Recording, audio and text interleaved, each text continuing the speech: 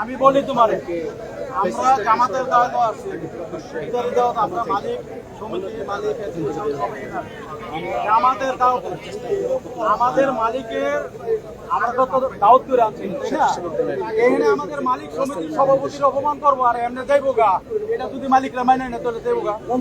আসলে আমরা আজকে একটা জামাতের অনুষ্ঠান ছিল এখানে।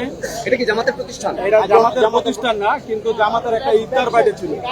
এটা একটা ব্যবসায়ী প্রতিষ্ঠান।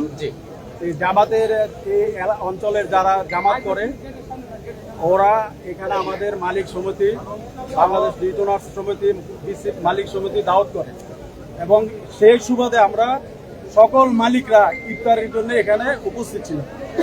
পার্শ্বক্রমে মাননীয় এমপি সাহেব উনি সম্ভবত 2 থেকে 3 মিনিট আগে আসছে, উনি ইফতারির আগে বক্তৃতার পালা পড়ার শেষ, তো উনি যেহেতু আসছেন সম্মান হিসাবে ওনাকে স্টেজে ডাকছে, উনি স্টেজে যায়নি।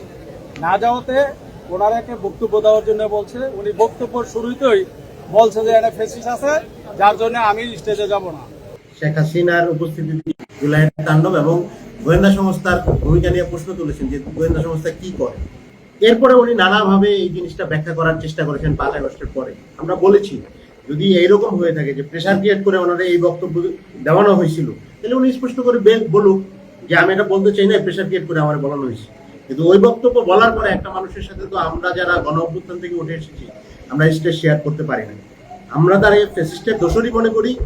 ওসমান পরিবার, সেলিম ওসমান যখন বিকেএমই এর প্রেসিডেন্ট ছিলেন উনি নির্বাহী প্রেসিডেন্ট ছিলেন দীর্ঘ সময়, তো আমরা তাকে দোষরই মনে করি। উনি যদি তার অবস্থান ক্লিয়ার না করেন, দোষর না মনে করার কোনো কারণ আমাদের কাছে নাই। তো সেই জায়গা থেকে একটা প্রোগ্রামে আমরা গিয়েছিলাম, সেটা হচ্ছে পেশাজীবী ফোরাম, জামাতের একটা সংগঠন, ওইখানের প্রোগ্রামে আমরা গিয়েছিলাম। আমি জানতাম না যে ওইখানে হাকিম সাহেব থাকবেন। উত্তেজিত হইয়া সমস্ত মালিক ইফতার অনুষ্ঠান বর্জন করে বাইরে আসছে যে ফেসিস কাটা এইটা ওনার বলতে হইব, মানে কেন। আর এখানে তো আমরা এনসিবির বা এমপির অনুষ্ঠানের দাওয়াতে আসি না, আমরা আসছি হলো জামাতের অনুষ্ঠানের দাওয়াতে এবং গার্মেন্টসের মালিকের দাওয়াতে আসছি। এই হলো মূল কাহিনী, আর এই না অন্য কোনো